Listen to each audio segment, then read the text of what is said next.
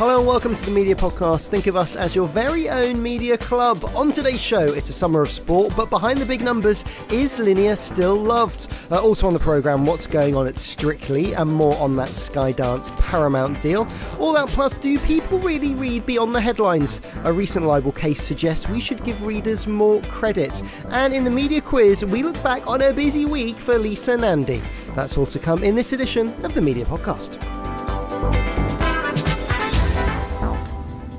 In the news this week, Sir Keir Starmer said there are no plans to change the way the BBC's funded during the next Parliament, to the relief of many at the broadcaster, saying there's going to be some more thought between now and 2027, but we're committed to the BBC and we're committed to the licensing arrangements.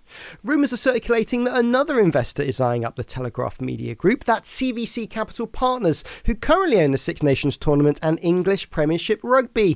Could the private equity firm add the Broadsheet and Spectator magazine to its portfolio? And Martha Kearney presented her last show for the Today programme on Thursday. Her 6 years on Radio 4's flagship show were marked by a touching tribute by Kirsty Walk, who herself has just left BBC Two's Newsnight. Well, we're not going anywhere, although we are about to pause for the summer. More on that later. But with me in the London podcast studios, before they escape to their villa in Marseille, I'm sure, we welcome back Kantar EVP Jane Ostler. Hello. Hello, Matt. What have you been up to before you jet away to the island? Yes, I'm not jetting away, but lots of reports and things coming out. Been writing a bit about AI. And I even last week spoke on BBC Breakfast on the day of the election, actually, about the Bridgerton effect. Okay, this is where they can't talk about the election, so we've got to fill with obviously very important things. Exactly. So what is the Bridgerton effect? Well, apparently Bridgerton, according to Netflix, has contributed or is about to contribute £275 million to the UK economy. And so the topic being discussed was things like how brands are aligning themselves to culture. So, you know, Primark have just brought out a range of Bridgerton clothes and teapots, and people are going out more for afternoon tea, apparently. So we were talking about that. And also makeup. Makeup on Bridgerton is a big thing on TikTok. And there are lots of makeup trends which people are following in their droves. And so blusher sales are up 20%. That was my stat of the day. That's good. Yeah. That really is a Bridgerton effect. Yeah. And next, Jane, or rather down the line from the US, we welcome back media writer Kate Bulkley. Hello, Kate. Hi, how are you all? We're all good, thanks. How have all the TV networks been covering the Trump drama, the assassination attempt, or have we just moved on? Is it old news? Oh, well, it's been wall-to-wall coverage. I mean, this whole assassination attempt has taken over the news coverage. Each party's trying to blame the other side. Nobody really understands why this guy did it. He was a registered Republican, but of course he'd given money to Democratic fundraisers, so who knows what he was up to. It's been interesting also because, of course, the Republican convention is right now in Milwaukee, and Trump appeared with, a bandage over his ear. Stephen Colbert and, Jimmy Kimmel, these are kind of the shows that a lot of people get their news from in America. These are the late night talk shows. And they've been rather, I would say, genteel in their sort of coverage of the assassination attempt. Everyone's sort of saying violence of this kind shouldn't be tolerated. Nancy Pelosi said that kind of thing shouldn't be tolerated. Biden, of course, said it shouldn't be tolerated. I thought the most interesting coverage was Jon Stewart, who again is a late night talk show host. He has his guest Bill O'Reilly, who you may or may not know is a big Fox News or was a big Fox News commentator. He was kind of the precursor to Hannity and Tucker Carlson. He's very right wing, and they sparred about the bigger picture of violence in the U.S. and has the world gone crazy. And I think it sort of sums up the fact that the discourse in America right now is very violent. And so obviously we're going to get violence, and it's a little scary what's going on right now in the States. And of course, the last thing that everybody's covering is whether Biden might step down. I mean, between Jon Stewart and Bill O'Reilly, they're sort of old chums, aren't they? Yeah. And I know that Jon Stewart's getting a bit of grief from sort of the more progressive side of America, because he's not necessarily super fighting their side. And we saw this again with as you said, the issues whether Biden carries on, where you've got people like the pod bros. I saw there was some coverage on MSNBC about the Pod Save America guys.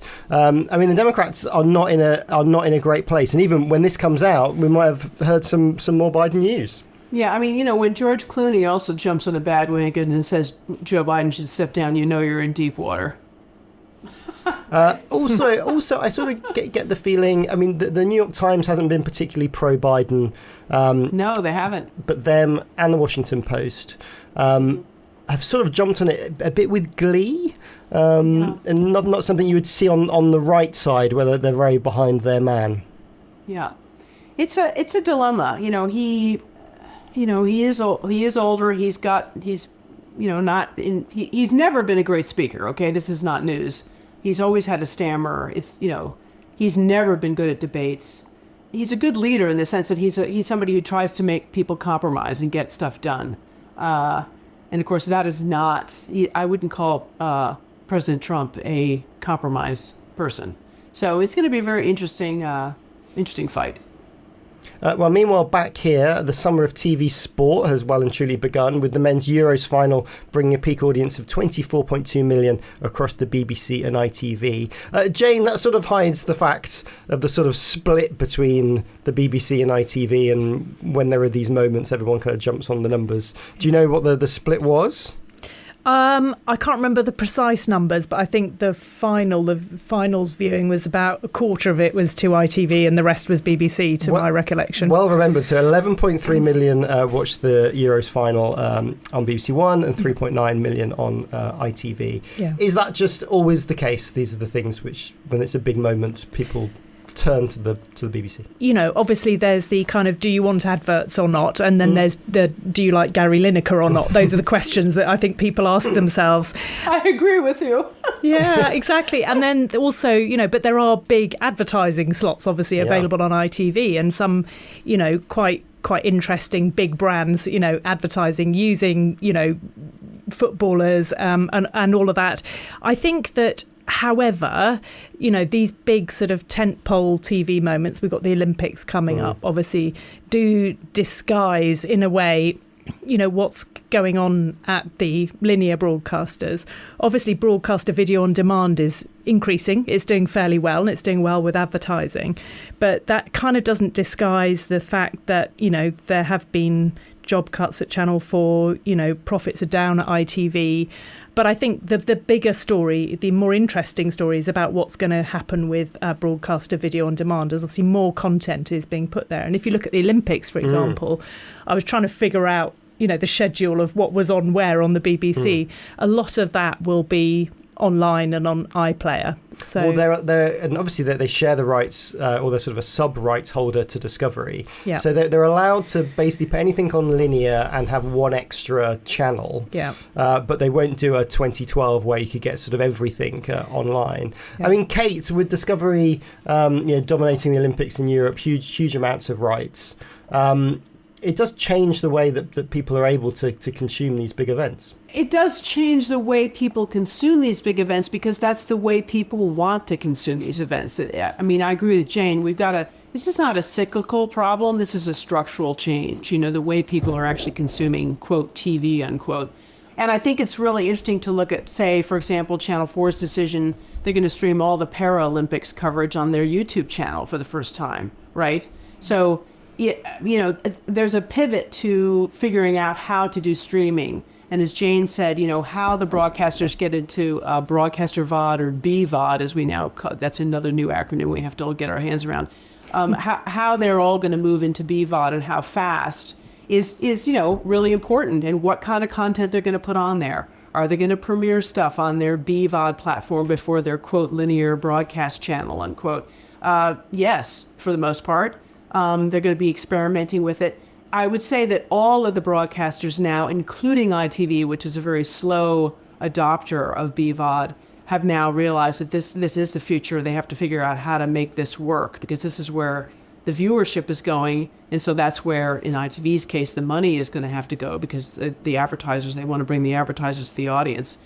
So they have to figure out how to make that experience as an IP delivered on demand, over the internet, over your phone, whatever experience. They've got to make that good for the viewer, or the advertisers are not going to like that.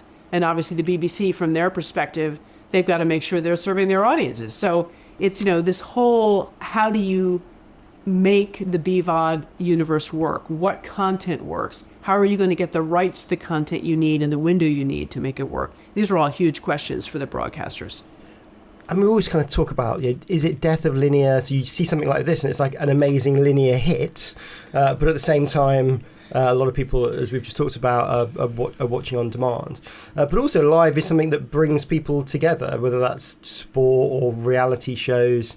I think Puma have signed up as the main sponsor on Discovery. I mean, big brand advertisers, they love a moment. Big brand advertisers love a moment. If you look at Super Bowl in the US, if you look at Christmas in the UK, it's an important moment, but primarily because, it's a big reach moment for your brand. And if you can't achieve big reach, you're going to go and look at other platforms and ways to do that. Obviously, BVOD, commercial BVOD, is, the cost is more per person reached. And you have the benefits of... It's a premium environment, it's newer content, it's partially that, but also targeting. So the targeting technology is superior because, the platform knows who you are and knows a bit about you. So there is a premium that's paid for that. But it's a fast-changing environment, and in a way you have to look at TV as a whole, and then the subset of that is linear or BVOD. But the big moments are fairly few and far between, I think, although they're hyped up. But it's something that Netflix, for example, does really well. Coming back to Bridgerton, for example, they market that as a create their own sort of non-linear moments. Exactly. I thought it was interesting. Jake Kantar shared some figures on X this week, which made, I think, pretty grim reading for journalists. BBC News, Channel, Sky News, GB News, all down in June for kind of total viewing during predominantly an election period. Kate, do you think rolling news has finally run out of road? Well, it's either that or just election fatigue, maybe. People will turn to television when there's a big event, as Jane said, and the election is a big event. And in the UK, it's a much compartmentalized. It's a shorter period, very intense. The thing about election coverage in the U.S. is it goes on and on and on and on, because the run up to the election is years, not weeks. Can you imagine if the U.S. just had 6 weeks to do their entire election? So great. And maybe they will with a new leader of the Democrats.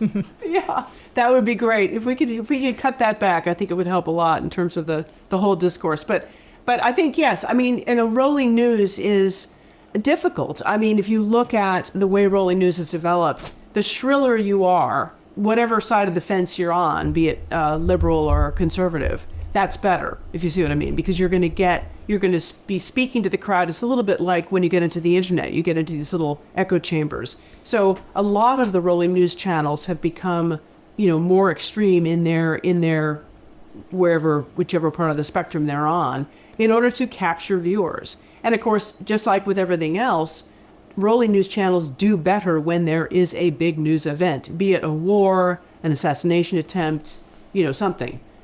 So yes, it's again another one of those difficult areas of how it goes up, it goes down. Where do the advertisers want to be? Do they want to be on a rolling news channel, or do they want to be on the internet, where something might break easier, better to a different, more targeted audience?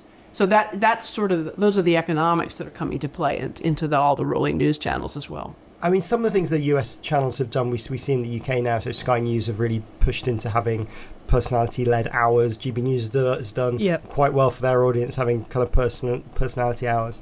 Kate's right, people turn to these channels when there's a big moment, but those do few and far between. Yeah, and I also think there is evidence that people turn to their own kind of rolling news, whether on other platforms like Twitter /X, where you'll get a kind of version of rolling news from people you follow, from people you don't follow, crazy conspiracy theorists who are making up their own stuff. And I think that for many is actually a replacement for perhaps more trustworthy environments. I have, I'm not a normal consumer, obviously. I present a media podcast, but I've got a list on Twitter, on X, just that says Trump, and it follows 7 or 8 people that are kind of big posters. And when something happens, I haven't got it like polluting my feed all the time, but I can dive in and be super served some Trump content. Yes, content is probably a politer description at that point. Next up, BBC One's entertainment juggernaut Strictly Come Dancing is back for its 20th series in the autumn, which is an amazing success. But it does face another major scandal. Big shows become big targets. 2 professional dancers have now left the lineup for this year as allegations were made about their conduct whilst training their celebrities. Jane, what have the BBC been up to? Well, it's super interesting, this story, because actually Richard Coles yesterday referred to it in the Times as, the dark heart of Strictly. And, it's a very competitive environment. So obviously a bit of pushing will go on, but who knows what happened behind closed doors. So now what's happened is the BBC are introducing, I guess, a kind of chaperone for both the celebrities taking part and for the professional dancer. They're calling them welfare producers, but ultimately they're just kind of keeping an eye on what's going on, I guess.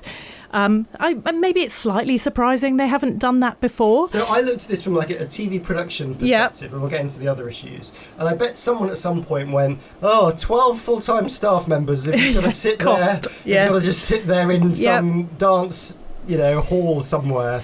Oh, we don't need that, do we? I bet it started that way. Yeah, but this isn't an unusual kind of story. If you look at what's happened on Big Brother and Love Island, they've had to, accommodate psychologists and people to sort of support the welfare of the people who are taking part because of lots of bad things that have happened. You wouldn't necessarily think it would happen on Strictly, but I guess there's another thing about Strictly which is slightly kind of has it had its day.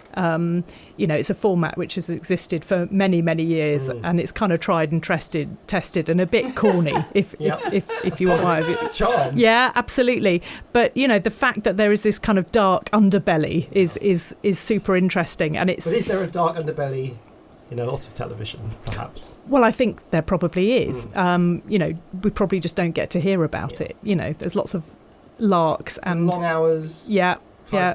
Aided by subsidised alcohol, probably. So I'm sure that's the case. But we've got to hear about this. Will it affect the BBC's reputation? They've done the right thing by stepping in. Younger people are demanding a different environment. I know that in my own career, lots of things happened that, I think if it happened now, these people would have been drummed out of the organization. But I sort of just went with it because, that was the culture. That was the culture in the 70s and the 80s in a male-dominated newsroom, for heaven's sakes. So I do think there's a different standard now. I also think, in particular, that one dancer who was, said, was abusive and physically whatever. Keep in mind, these are highly competitive people. They want to win. They have, and dancing is a physical pursuit. I mean, you have to, you straighten up your back, move your tush in, put your shoulders out, get that arm straight. There's a lot of physicality involved in that. So how people interpret different, let's say, behaviors, if you're trying to make something work, I think is also part of it. Now, I'm not trying to be an apologist for somebody who is, bordering on bullying or whatever. But on the other hand, it is you have to have context. So I think that the context is always important. On what's happening now, I see it's like a pendulum swing. You've got all production companies are realizing they have to put more and better layers in of these kind of, whatever you want to call them, chaperones or whatever, to sort of watch the store, because unfortunately we're in a very different period. Or maybe it's fortunately we're in a very different period. Do you see what I mean? It's a good thing, but it's going to take time for particularly people who grew up in a different generation to kind of get their arms around this, in my opinion. It also gives rise to a whole load of new types of job description, doesn't it? Sort of celebrity welfare producer.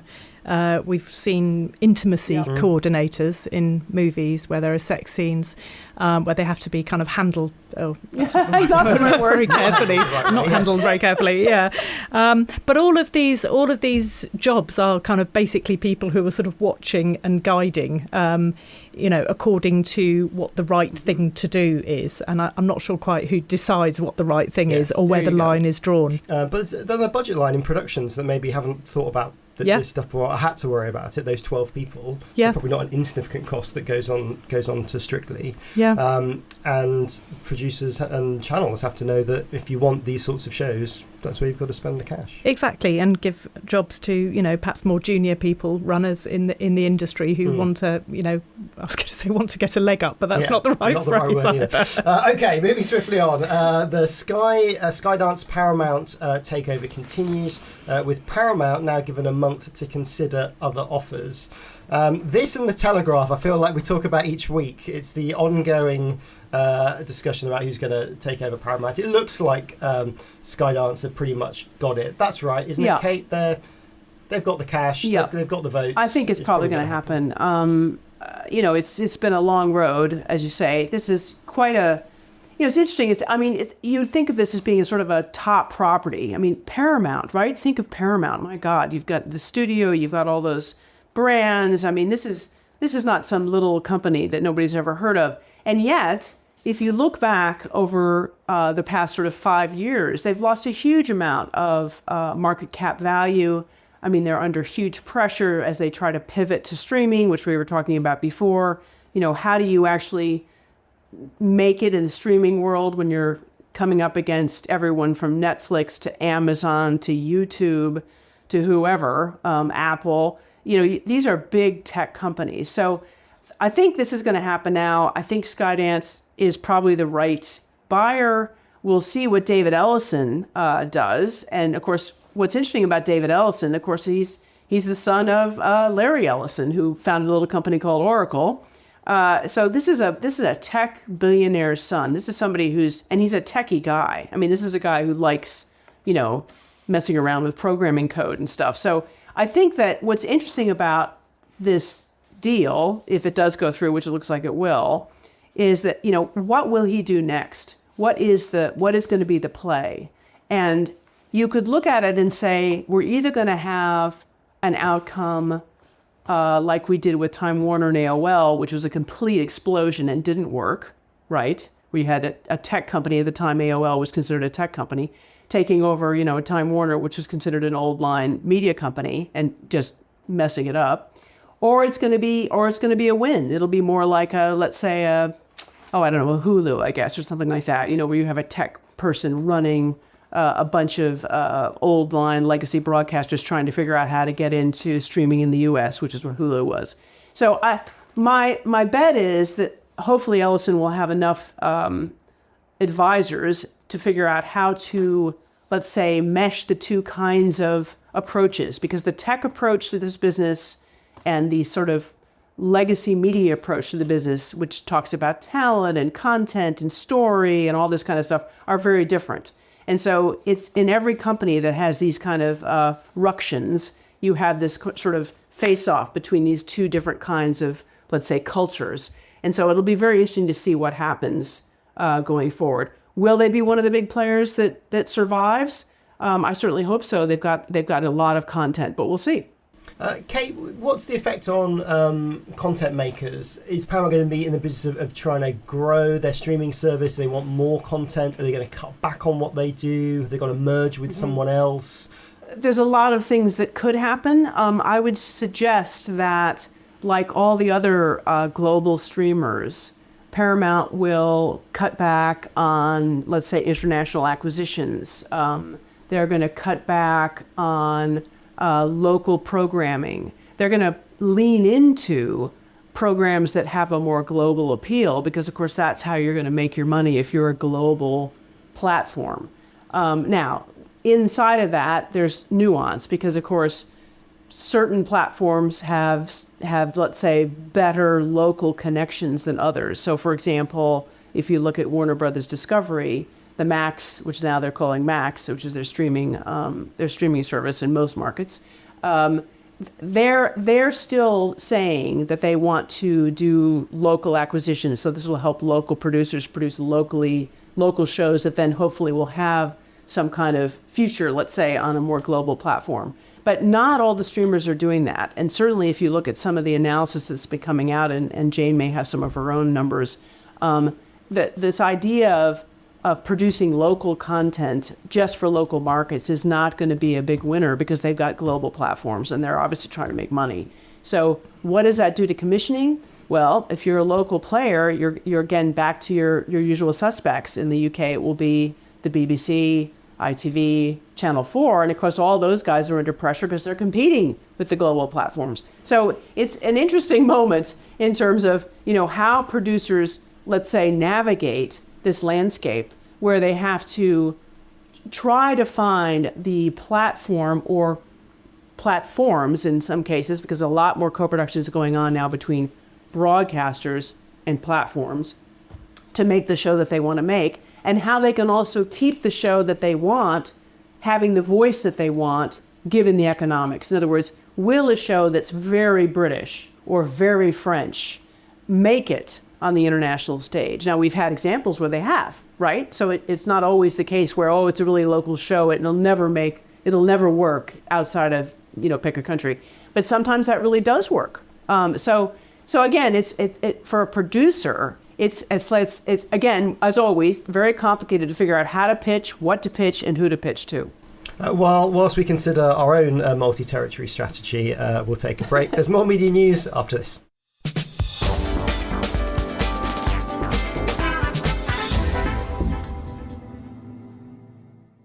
Welcome back, Jane and Kate are here for some more media news. Labour donor Dale Vince has lost his libel case against the Daily Mail, where his image was used against an entirely separate story about another Labour donor accused of sexual harassment. Jane, what's been going on with this? Yeah, it's a bit complicated, so bear with. Yeah. The headline and it was June last year actually, was Labour repays £100,000 to sex harassment donor. All right. They were talking about an entirely separate Labour donor called David Serra, but they ran with the picture of Dale Vince. Right. So Dale Vince, understandably, somewhat annoyed by this, took out a case against associated newspapers for defamation. And, the case was actually quite interesting, but it has been thrown out because associated newspapers made the case that they were arguing that a hypothetical reader should have read the whole piece. Yes. And the quote is that readers who read only part of an article are not reasonable readers. Now, my argument is that none of us are reasonable readers. We all flick through Twitter/X at a speed of light. You look at comments on news articles on Twitter, it's clear nobody's read them because they make the most idiotic sort of comments. And it might be that in the days of, sitting down in your comfy armchair and reading a newspaper, you might sort of comb through everything and everyone had time. But we don't anymore. We fleet through things, we scan read them. And I think in this case, the law is wrong. And clearly the Associated won, they won that on that argument. Well, it was thrown out. Yes, yeah, exactly. And it wasn't allowed to But proceed. it's clearly a case of, they're just using it for clickbait. It's a terrible story. It's like sort of sex. Now I've got your attention. I want to tell you something. Yeah. It's like one of those things. Exactly. Yeah. And I think it's completely outrageous that the law thinks that, we're all reasonable readers and read everything through from beginning to end, because that's patently not true. Kate, it's quite a wheeze. It's the letter of the law. It's not the sort of spirit of what other people may think. Well, that's the law. I mean, good on the lawyers to figure that out. If you're on that side of the case, you're going, woohoo, great. Thank you very much for reading the law. Obviously, the law is a bit outdated, as Jane has put very succinctly. Many people just read headlines now. In fact, I'm thinking, is it Facebook? Somebody actually asks us now, before you repost something, are you sure you want to repost it? Have you read it yet? Yeah. Yes, exactly. Yeah.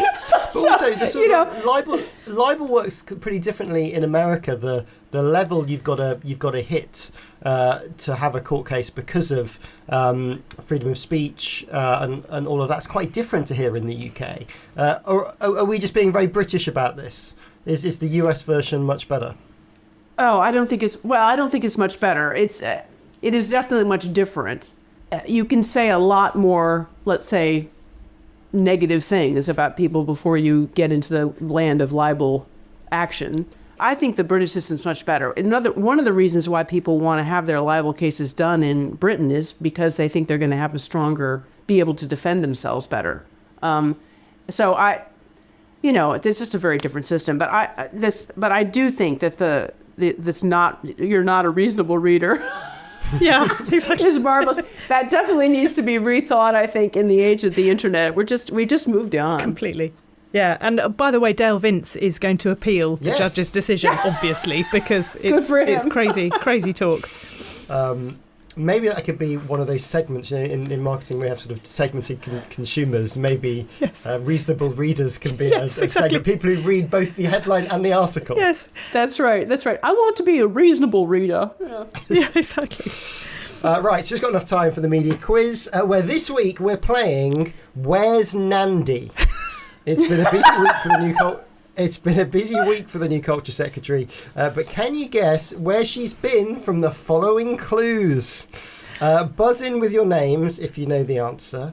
So Kate, you will say... Kate. And Jane, you will say... Jane. Yes. Let's play Where's Nandy? Right, question number 1. Where did she say this week that she was taking seriously the BBC's plans to include advertising on third-party podcast apps? Jane? Oh, Jane. Was it The Rest is Politics It was. podcast? Apparently that's a podcast. Yeah. Yes, it was on Leading, their spin-off series. She spoke about this and reducing interference in how media companies are run. She also talks a lot about licence fee and sort of suggested less likely for there to be a change than the last lot. That's got to be received by broadcasters pretty well. Kate, licence fee on slightly steadier ground. Oh, I think some champagne was toasted. Believe me. Yes. The fact that she's actually said we're committed to, I think it was 2027. She said, yeah, and she said, look, we're very positive about the BBC. She's proud to have an open mind. She sort of said we shouldn't be telling the BBC how to report. We should just be, basically regulating them, on the amount of money they have and things like that. I mean, it's a very different. It's like a new wind has blown into government after a lot of chill wind had been blowing over the BBC. So I think the BBC is much more happy to that. The other thing I thought was interesting about her view is she says, okay, I want this to be responsive to the public. And I'm thinking, okay, well, what does that mean exactly? I mean, are we going to have more, polls? Sort of, we're going to put out a poll and find out what people like the BBC or not. My view on this is always, you don't know how much you use the BBC until suddenly you don't have it. That's sort of the way I think about it. And having grown up in America and then lived in the Britain for over 35 years, I've seen both.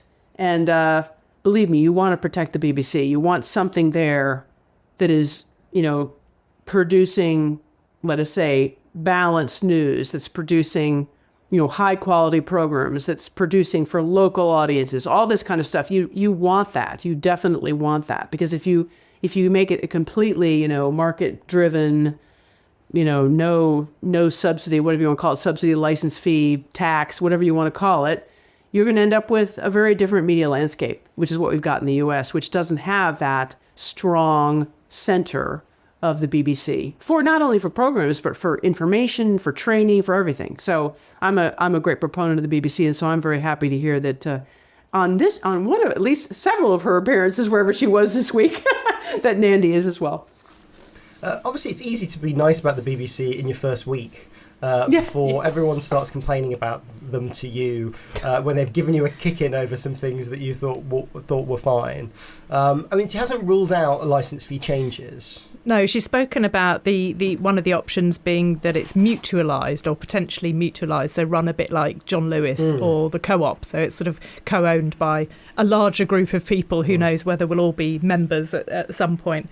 To me, 2027 actually doesn't seem that far away. And of course, we're also looking at the kind of the headline of 2030, when theoretically, Tim Davie has spoken about broadcast TV might cease, all delivered by IP. So, there are a lot of changes ahead, and actually, it's only a couple of years away if you think about it.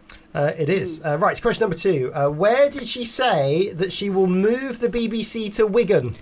Jane. Kate. I think I got that first. We both knew that one. Go ahead, Jane. She said that on CBBC. Yes. Was it Hacker T-Dog? Was that the one? Gut. That was so funny. Yes. Hacker T-Dog, who is a hilarious kind of comedy act in itself, appealing to children and adults. Yes. I mean, it's very good on comic timing. And also a fellow Wiganite. Yeah, a fellow Wiganite. Obviously, she's from Wigan, and she showed actually, as you say, easy in week 1, but a good sense of humour, but also that she's on top of the brief. Yeah. When I saw that, I thought, she's got up to Salford quickly, been in a few days. Some amazing public affairs wrangling for the poor people at the BBC. Yeah. Right, to get the Director General up, the hacker, we'll get him out, we'll do the tour, do all those things. Okay, question number 3. Where did Lisa Nandy say the government will be more Southgate and less Gove? Jane? I'm not sure where this one was. Well, I think, was it in the Telegraph? It wasn't in the Telegraph. Oh. It was on a TV channel. Okay. One that people have been watching slightly less of in June. Right. Oh, Sky. It was Sky okay. News, Kate. She also declared the end of the culture wars, which is nice. That's nice. Yeah, that's nice of them to declare that. Yeah. Who won the culture wars? I'm not entirely sure. Yeah, exactly. But if they've been decided they're over, that's good. I think that makes Jane the winner. Yeah. Congratulations, Yeah, Jane. Thank you. Congratulations, Jane. Yeah. As your prize, you get to negotiate with Hacker the Dog to move the media podcast to Wigan. Brilliant. Brilliant. Love to do that. Thank you very much. Thanks to both of you for joining me. Jane, what else is happening with you at the moment? Being quite busy. Yes, we've just released a report at Kantar called the Brand Inclusion Index, which is a survey we did in 23,000 people in 18 countries, all about their attitudes to how brands are diverse and inclusive. And one of the things that we know is that, it's really important to a lot of people, whatever the chatter is elsewhere. About 3/4 of people say that a brand's diversity, inclusion, reputation influences their purchase decisions. And as the culture wars are over, this is a good thing. Exactly so. But we also produced an index. So we did a kind of ranking of the world's most inclusive brands. We did it by country, but globally, the top ones are Google, Amazon, Nike, Dove and McDonald's. Dove will be very familiar to you because obviously for decades they've been proposing sort of inclusive beauty standards, and actually that was the top one among women. Women really like that because it means you can be beautiful whoever you are, and probably score for investment or size of company or brand disproportionately very big for Dove if they're with those other 4 companies. Exactly. And, it shows that, whatever the discussion about brand purpose is and whether purpose is a bit dull and we should all move towards humour or whatever, actually having your underlying kind of foundations in place and thinking, representing your consumers or, progressive stereotypes, if that's appropriate for your brand, is generally a good thing for business. So interesting, because Google, Amazon, McDonald's, some people would maybe argue against them having some negative connotations about their sort of impact on the world. Why do you think they did so well? Well, I think it's in a number of areas. Obviously, this is consumer perceptions of what they think those brands are doing. So a lot of that will be about how they communicate, who they choose to portray in their advertising. But it's also, people's knowledge about the kind of people that these brands hire or the kind of events they do or how they target their advertising, for example. And I think, the more that brands are seen to be doing the right thing, obviously it's a debate about what the right thing exactly is, it does benefit them. So there's no reason why brands shouldn't, be appropriately diverse and inclusive. Well, also, it's a useful filter to have across your thoughts. in the same way with other filters about types of audience or the sort of content that you execute. Thinking which elements it supports in your overarching strategy. And this is where the data is really important, right? Because, a lot of what has happened over the last 30, 40 years, people have been talking and making decisions based on what they think and their instinct. But, the world moves on. You have to know what people are thinking. You have to be in tune with them. And, corny phrase, but you have to also move at the speed of culture. So you have to understand your consumers and where your consumers are going. Perhaps in some cases lead them. So these brands are, I think, using data in incredibly intelligent ways to drive, consumers' predisposition towards buying them next time. So, and where can people find out more information about that? Kantar.com. Kantar.com. Thank you very much. Thank you both for joining us. I hope you have a great summer. Kate, how can people keep up with what you're doing? You can look at me on Broadcast. I'm a commentator on Broadcast Magazine, and I also post on LinkedIn, so that's the best place to find my stuff. And Jane? Yeah, I'm also on LinkedIn, and just check out Kantar.com for any thought leadership research that we've done. Excellent. We'll have a great break. We'll see you in a couple of months' time. Thank you. Thank you. Thank you, Jane. Thank you, Matt. That's it for today, and indeed for the series. We'll be back at the end of the summer with more media news and analysis. And if you're interested in sponsoring the show, we're always on the lookout for partners. Just head to themediapodcast.com and get in touch. Also, remember, there's 25% off your first booking at the London Podcast Studios. That's where we record our show each week. Just use the code MEDIAPOD. So go to thelondonpodcaststudios.com for 25% off with the code MEDIAPOD. And if you're new to the show, you've come through whichever means, make sure you hit follow on your podcast app of choice so you get those new episodes in the next couple of months. My name is Matt Deegan. The producer was Matt Hill. It was a Rethink Audio production. I'll see you next time.